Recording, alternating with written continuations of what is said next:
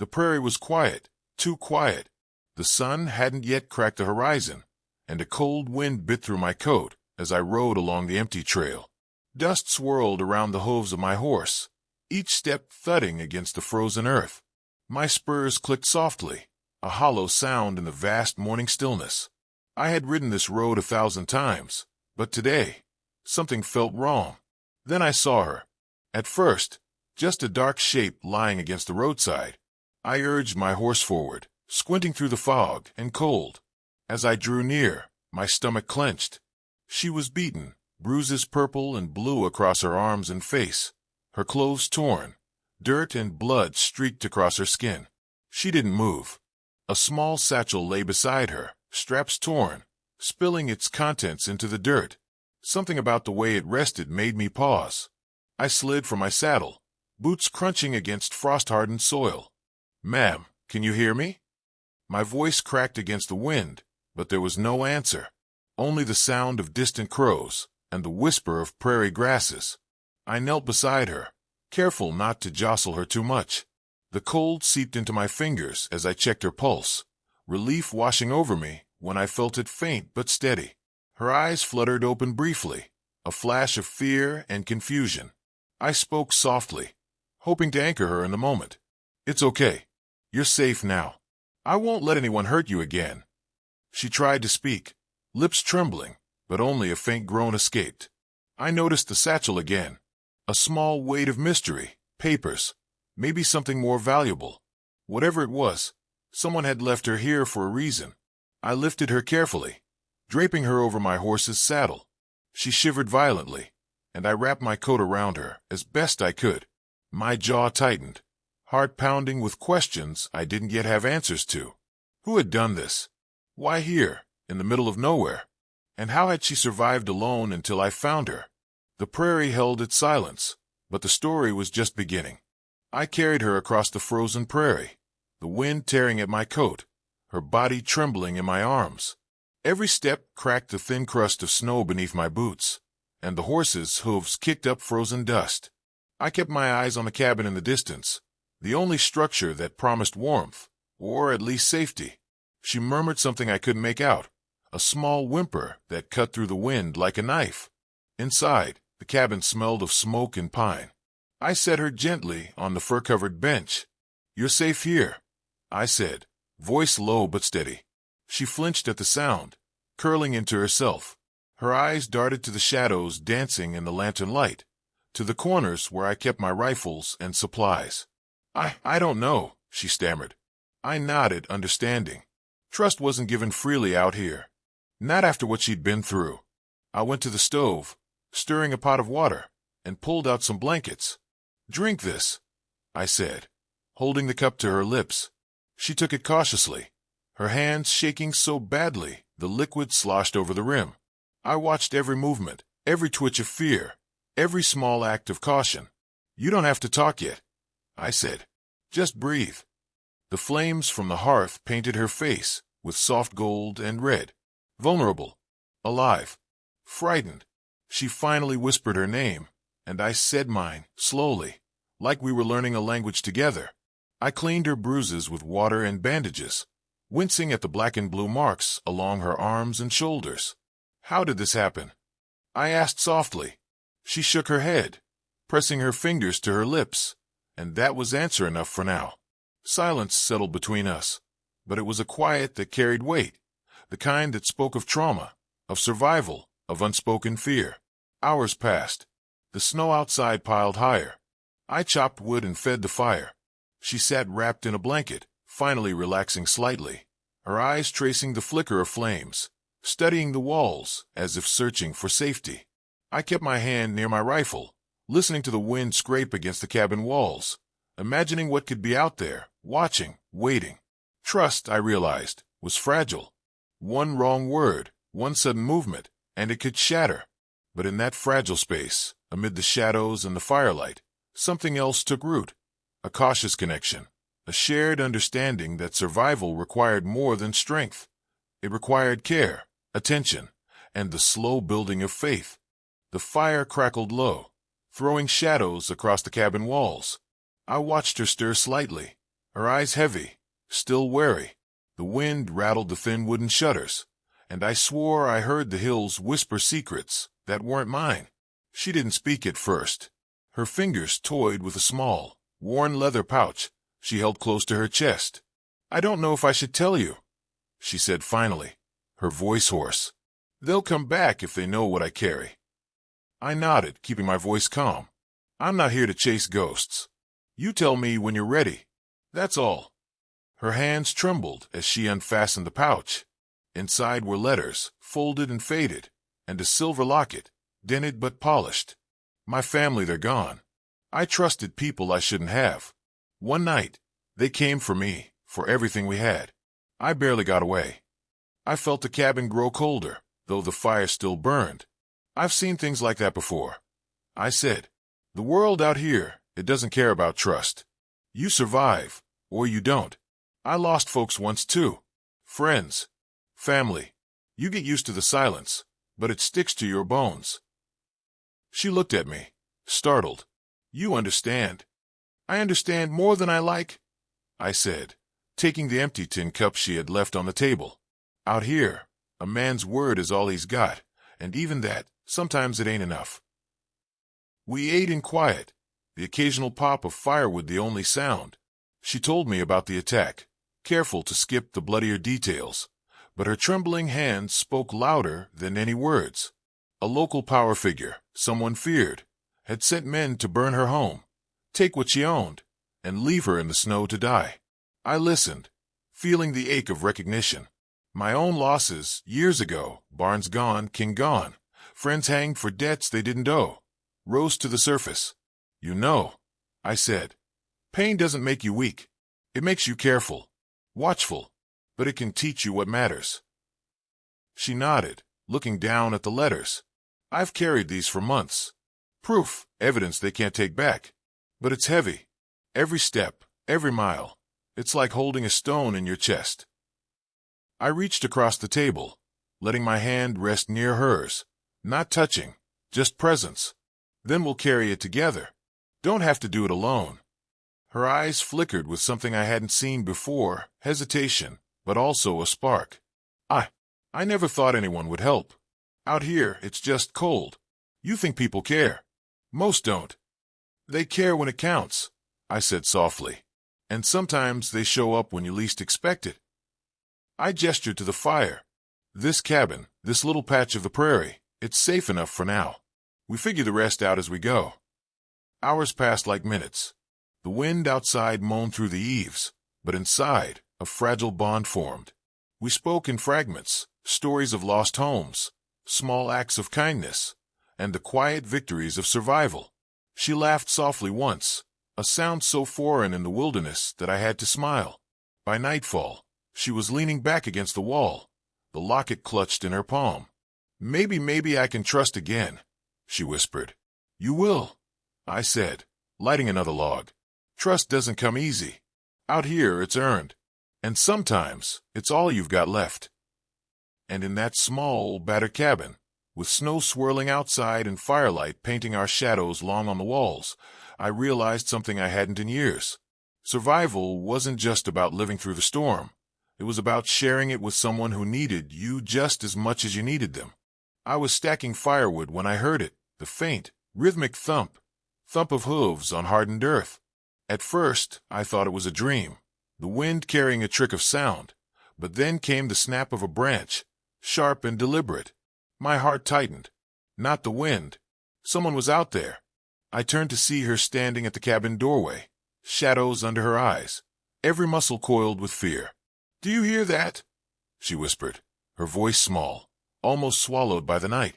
I nodded, gripping my rifle tighter, the weight familiar and comforting in my hands.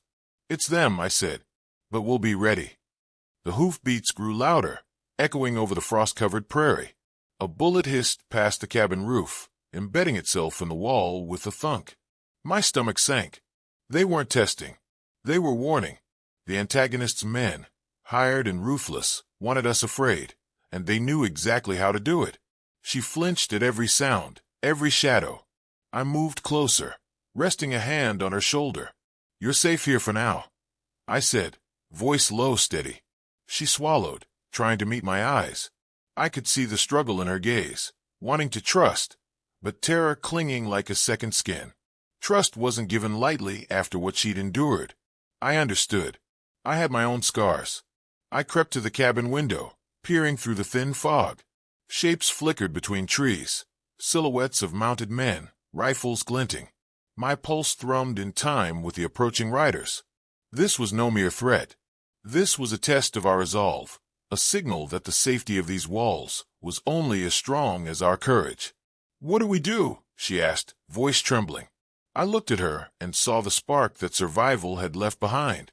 "We wait. We watch. And when they move, we make our stand." The hooves beat closer, each step a drum of dread. That night, the prairie felt alive with menace, and I realized we weren't just defending a cabin. We were defending hope itself. The cabin groaned under the wind that rattled its shutters. I could hear it in the walls, in the timbers, as if the building itself sensed the danger creeping closer. I pushed the door open and scanned the horizon. The prairie was empty, but that emptiness was deceptive. Silence out here never meant safety. "Do you need me to help?" she asked, her voice small but steady. She had bandaged her bruises, her hair still tangled, but there was fire in her eyes now. I nodded, passing her a length of rope. "Tie these to the windows. If anyone tries to peek inside, they'll get a surprise." She obeyed, knotting the ropes carefully, hands trembling at first, then firm. I could see her courage growing, like embers catching wind. I dragged the heavy planks to the windows, nailing them down with the precision of years spent protecting my own cabin. Each board made a hollow, defiant sound. I checked the rifle leaning against the wall, wiping the barrel clean. I could almost hear the echo of past skirmishes. The way gun smoke clung to wood and hair alike. The revolver slid smoothly into my belt. I gestured to her. "Practice your stance. If they come too close, we'll need every second." She nodded, gripping the smaller pistol, and I watched her try, correct, and try again. Next came traps. Simple things, tripwires, tin cans, a lantern hung to signal movement. I watched her eyes widen when I demonstrated, her fear softening into focus. "It's not about hurting anyone," I said. "It's about giving ourselves time." She mimicked my movements, cautious but confident. Each preparation tightened the bond between us. She was no longer just a survivor. She was a partner. We carved our initials into the wooden walls. Mine, hers, side by side. A small gesture, but it felt like claiming this cabin. Not for violence, but for life. I set the fire in the hearth, the flames licking the logs, and she added twigs, feeding the glow. The light stretched shadows across her face, sharp and alive. She smiled briefly. "I think we might make it," she said, and I allowed myself a small nod. I stepped outside to check the horse. The frost had dulled the edges of the pasture, and its breath puffed like smoke. I patted its neck, feeling the strength in the animal, the same strength I hoped we could channel together. Lanterns hung in the trees, the wind teasing their flames. I caught her reflection in the glass of a window. She was ready, not just for the fight, but for whatever frontier justice awaited. By the time night fully claimed the prairie, the cabin looked alive with defiance, nailed boards, gleaming rifles, and a fire that would not go out. I leaned against the doorframe, listening to her moving quietly inside. I felt the truth settle in my chest. Whatever came, we had prepared not only the cabin, but ourselves. Survival was not just a measure of strength. It was proof of courage, unity, and trust forged in the shadows of fear. I heard the first hoofbeats before I saw them. Dust twisted in the fading light, and the shadows of men on horseback stretched across the prairie like creeping snakes. My hand rested on the rifle, my knuckles white. She stood behind me, eyes wide, clutching the small satchel of letters that had revealed his crimes. "They're coming," I muttered. My voice was low, steady. "Stay close, and don't move unless I tell you." She nodded, gripping my sleeve. The wind carried the smell of smoke and horses, and the distant cries of the men sent a shiver through the cabin walls. Every creak of timber felt like a warning. The first shots rang out just as the sun dipped below the ridge. Splinters flew through the thin cabin walls. I pressed myself flat, returned fire. Each shot a promise that I wouldn't let them take her, or the truth away. She ducked, but then I saw her rise, sliding a chair under the window to block the doorway and toss a heavy lantern to light the entry hall. Her courage burned brighter than the fire in the hearth. One of them tried the door. I shoved the rifle forward, letting the hammer fall. He dropped, and a scream echoed outside. Another came through the side, gun raised, and I pivoted, using the wall as cover. The cabin shook with each impact. Dust choked the air. Gun smoke curled around us, filling every corner. She handed me the letters again, urging me to read the names aloud. Every word she spoke was a nail in the antagonist's reputation, a declaration that justice had found him even before bullets did. The fight raged for what felt like hours, but was only minutes. I could hear the thud of boots on the porch, the splintering of wood, the whistle of bullets. She moved beside me, firing when I reloaded, guiding me with whispered warnings. I realized then that she was no longer the frightened woman I'd found on the road. She had become my partner in this fight, her fear transformed into fierce determination. Then came the final charge. They threw themselves against the barricade, shouting curses and threats. I took a deep breath, counting to 3, then fired a precise series of shots that toppled the last of them. Silence crashed over the cabin like a wave. Smoke and dust hung in the beams of the evening sun. Every shadow seemed to hold its breath. We emerged slowly, surveying the aftermath. The antagonist lay defeated, not just in body, but in everything that had made him dangerous. His men were gone or fleeing, and the truth, carried in her hands, would haunt him long after. I felt a quiet satisfaction, not revenge, not malice, but the moral rightness of survival, justice, and courage prevailing. I turned to her. She smiled faintly, exhausted but alive, and I realized the cabin, battered as it was, had become more than a shelter. It was our fortress, our declaration, a place where fear had been met with bravery, and darkness had been met with resolve. "What would you have done if you were me?" I asked, voice low, almost to myself. She only squeezed my hand, and that was enough answer. We cleaned the weapons, tended to wounds, and lit a fire that would burn through the night, a symbol that we had survived, that justice had been served, and that the prairie, silent once more, had witnessed our courage. I woke to the faint glow of dawn spilling over the prairie.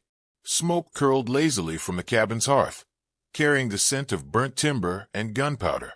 The ropes lay severed, flung aside like discarded ghosts of the night's terror. Silence stretched wide, broken only by the low whinny of my horse grazing near the fence. I stepped outside, the frost crunching under my boots. She followed, her eyes still wary, but a spark of relief softened the shadows on her face. Together, we took in the aftermath, the cabin battered but stubborn, standing like a testament to our survival. I ran my hand over the fence, tightening a loose rail, and she lifted a fallen board, our motion small but deliberate. Renewal was not grand. It was quiet. I led the horse to water, feeling the animal's steady warmth beneath my palm. Inside, I rekindled the fire, the flames licking the hearth as if eager to reclaim the night. She moved beside me, placing a simple cup of coffee on the counter, our hands brushing briefly. No words needed. The storm was gone. The danger, for now, had passed. What remained was trust, hope, and the unspoken promise of a new life. Together, we would face whatever came next. I still see that prairie sunrise, even now. Smoke curls from the cabin's repaired chimney. The ropes lie cut, and the horse grazes quietly, unburdened at last. I can feel the wind on my face, carrying the dust of the trail, the echoes of fear and courage, and the quiet pulse of survival. Out here, justice doesn't come neatly in law or coin. It comes in those who answer when others turn away, in quiet acts of courage, in the choice to carry truth through storms. Sometimes survival doesn't roar. Sometimes it knocks softly at your door, waiting for someone to answer. So I ask you, what would you have done in that moment? If this story moved you, leave a word below. Ride with us again, subscribe, and honor those who carried hope through the cold.